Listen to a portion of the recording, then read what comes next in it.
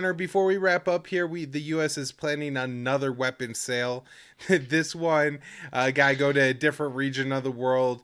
You know, it's not just the we got to build up against in the Middle East. We got to build up against China and the South China Sea and Taiwan. But we also got some weapon sales going on East Europe. So what's happening here, Connor?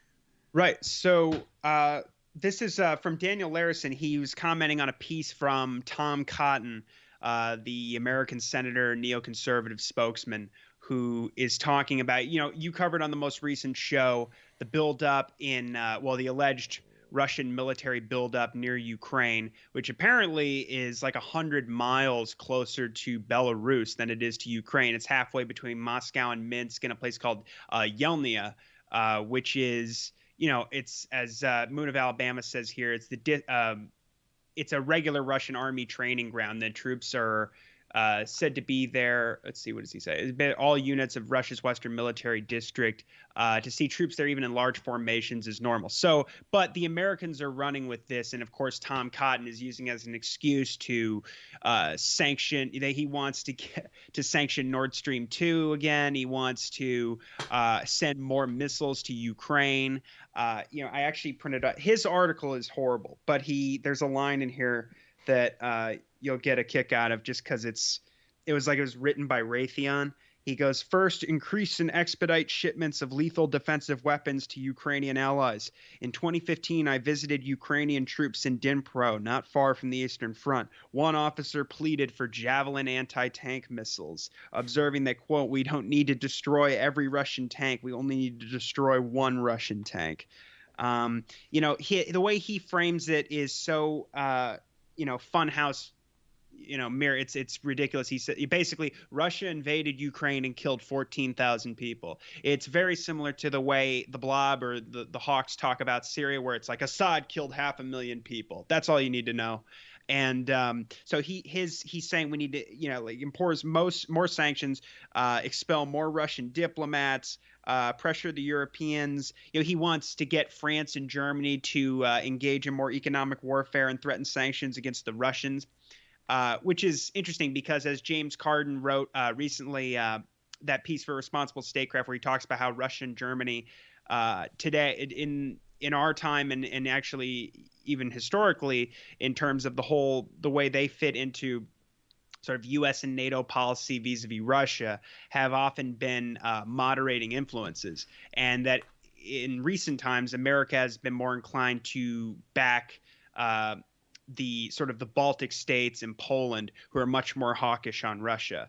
And so, and that's obviously that's what he's talking about. He's trying to get France and Germany to act totally against their own interests, working with the Russians. And something for any neocon who's going to talk about World War II and to invoke the idea that we should try and stand in the way of Nord Stream 2 in the name of security and peace, or whatever, is ridiculous. We should be encouraging as much economic interdependence between Russia and Germany and Russia and Europe as possible. And that's what that's what they're doing on their own. The Americans were trying to stop it. But he even says, he goes, as Daniel says here, Cotton's claim that Biden waived these sanctions as a gesture of goodwill to Russia is simply false. He tries to frame it like Biden. He even says his feeble foreign policy towards Russia. And Daniel points out, of course, his policy has been, other than Nord Stream 2 for the most, and of course, extending New Start. Yep. Yeah, it's been as hawkish as just about any other administration we've had, under certainly on Trump. Since Trump, I should say, because Trump was arguably worse than Obama. But, it's just he talks about, of course, he references Austin's trip recently to Ukraine and Georgia, where he told them the door is still open to NATO. And, of course, we just sent warships again into the Black Sea. You covered that on on the most recent show. And last month, we flew B-1B bombers again over the Black Sea that were intercepted by Russian fighter jets. They had refueling tanker-like aircraft with them as well, and strategic bombers over the Black Sea. So it's interesting because Nuland was recently in Moscow meeting with Sergei Rabkov, the deputy foreign minister. And they wanted to, as Daniel talks about here, that of course we should be having more diplomatic interaction with Russia, and of course the neocons are saying you should expel more diplomats, and that was a trend that really began more or less under Obama and then took off under Trump. He was setting records for how many diplomats he was kicking out, and it's continued under Biden as well. But apparently Rabkov made an offer to Newland that I read about at antiwar.com, where they essentially offered a reset on diplomatic relations, and it sounds like Newland essentially turned them down. So which isn't surprising. But let me see if I can find it. Yeah, Rabkov, this is Dave DeCamp. It's called Putin Says He Has a Working Stable Relations with Biden. Rabkov said Russia offered a mutual lifting of all diplomatic restrictions, but it appeared the U.S. was not interested. Quote, I cannot say that we have achieved great progress. There is a risk of further sharpening tensions. And I'll just point out that, the Russians had to lift sanctions in order for Newland to even make that trip. And it was interesting because things have been extremely tense between America and Russia since Biden came into office, a continuation of the Trump era. And actually, it was interesting because Putin came out and said, in general, in my opinion, President Biden and I have rather stable working relations, he said to TASS, the Russian news agency. He pointed to the fact that Victoria Nuland, the Undersecretary of State, is currently there for talks. Quote, she and her Russian colleagues are discussing our further contacts with President Biden, so we currently have rather constructive relations with the current administration. And this was just in October. And so when Nuland met with the Kremlin Deputy Chief of Staff, Dmitry Kozak, she said, we had a productive discussion with Dmitry Kozak about our shared interests, along with those of Ukraine, France, and Germany, according to the U.S. Embassy in Moscow, she said after the meeting.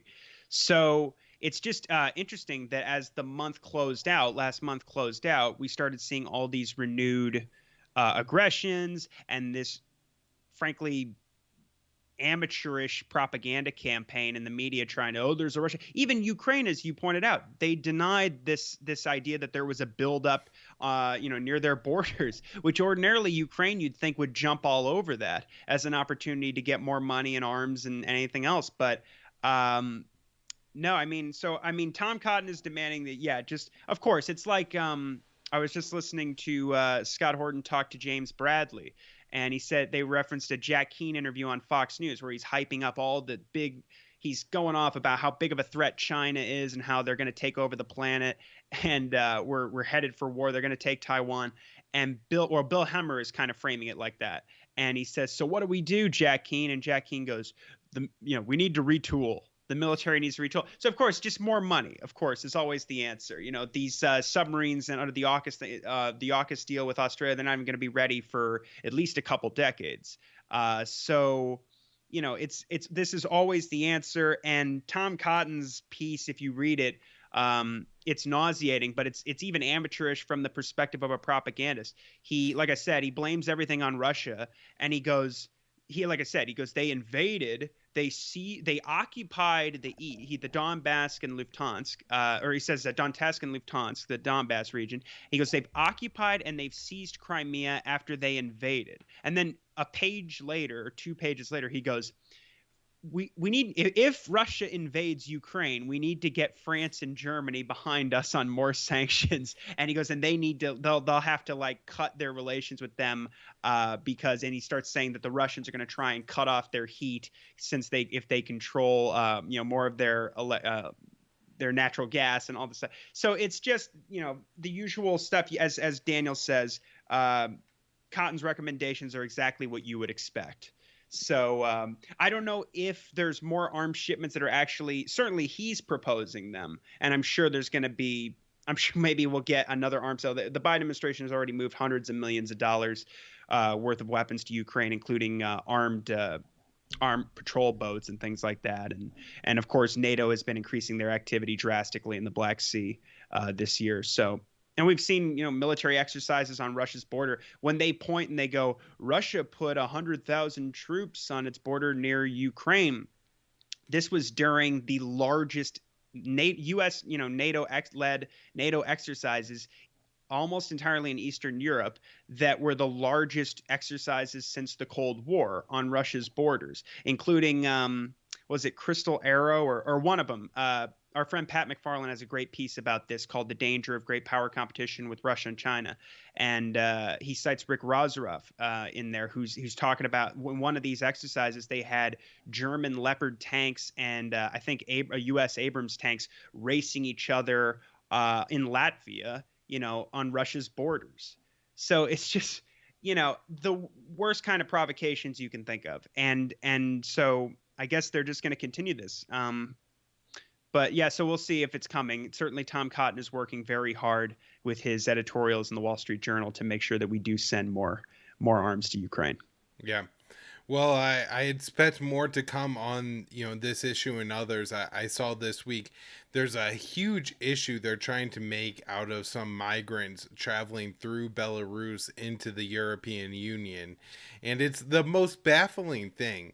The U.S., which just ran on essentially a policy of opposition to open migration is equivalent to bigotry, and now they're sanctioning Belarus for allowing open migration. It's one of the more crazy things that I've heard. Of course, this time, Connor, they're not migrants; they're being weaponized and all this kind of stuff. That again, had you heard Trump say, you would have called him a racist. But now that the Democrats are in charge, they're allowed to say all this crazy stuff and sanction Belarus.